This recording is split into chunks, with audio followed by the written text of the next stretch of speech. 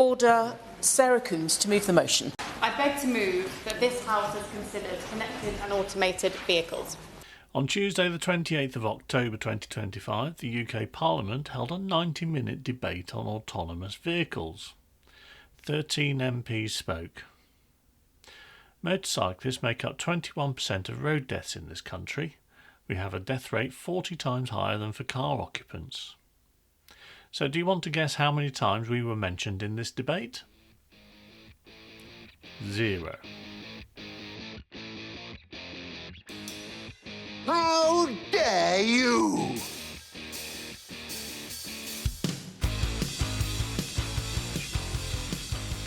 So this was a Westminster Hall debate led by 𝗂𝗂𝗏𝗡𝗡 MP, who literally rode in an autonomous vehicle just days before the debate in London. The debate was about the future of autonomous vehicles in the UK. The government briefing document prepared for this debate, CDP-0201 from the House of Commons Library.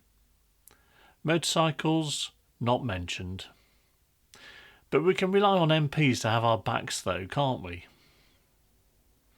13 MPs spoke for 90 minutes. Not one of them mentioned us either. In the UK, each year there are 30,000 people killed or seriously injured on our roads. 30,000 killed or seriously injured annually. But she didn't mention 21% of those KSIs are motorcyclists. We're 1% of traffic, 21% of deaths and serious injuries. But when listing the vulnerable road users autonomous vehicles need to be programmed to protect, we don't make the cut. Lots of people might feel reticent to get in a self-driving car because they don't feel safe, but I found my own experience yesterday in one of Wave's autonomous vehicles reassuring. During the journey, we had cyclists jumping red lights, pedestrians walking out onto the road, other drivers cutting across our right-of-way. The car dealt with it all. The journey felt safe and smooth the whole time. The autonomous vehicles anticipated cyclists jumping red lights. Let that sink in for a moment. These vehicles can detect and predict illegal activity by cyclists, breaking the law, running red lights. But legal motorcycle filtering, legal lane positioning, the legal movements that keep us safe in traffic? No mention of whether they even tested for that. Cyclists jumping red lights is apparently more present in politicians' minds than motorcyclists filtering legally through traffic. What does that say? That protecting law-breaking cyclists is more important than protecting legally filtering motorcyclists? We're told that 88% of all road accidents are contributed by human error. If AVs can improve on that statistic, then the societal benefits of this technology could be profound. 88% of crashes are human error. Autonomous vehicles will be safer. I don't necessarily disagree. But here's the question, safer for who?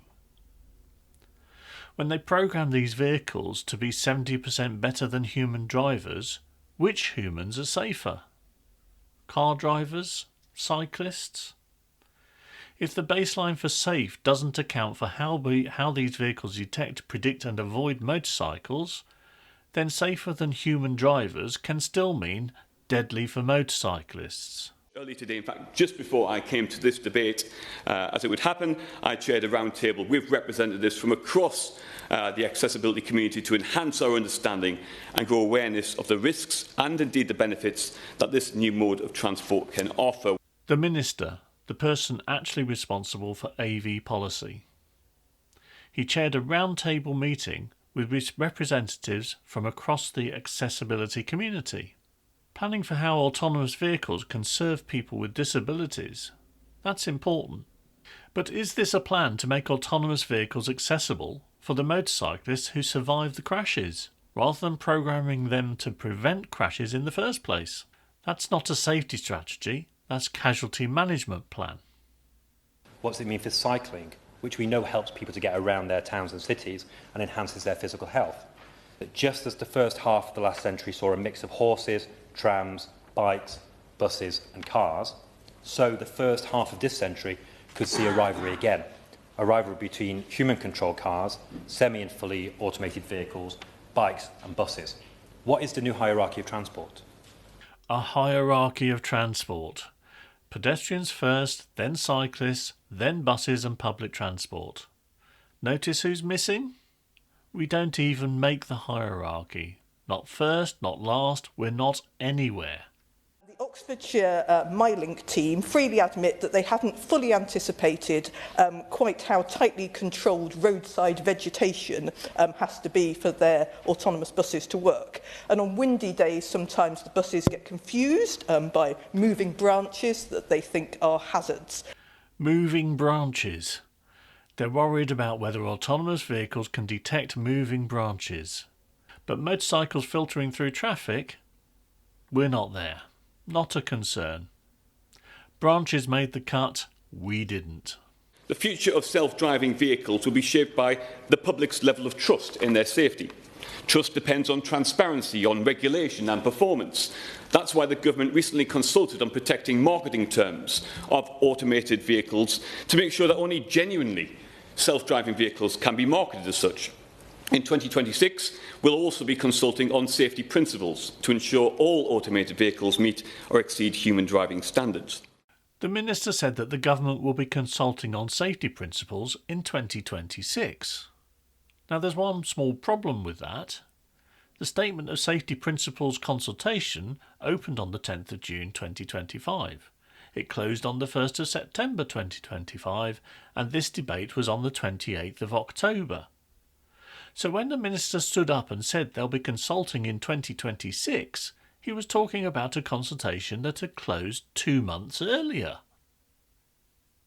Simon Lightwood isn't some random backbencher, he's the Minister for Roads and Buses. This is literally his portfolio.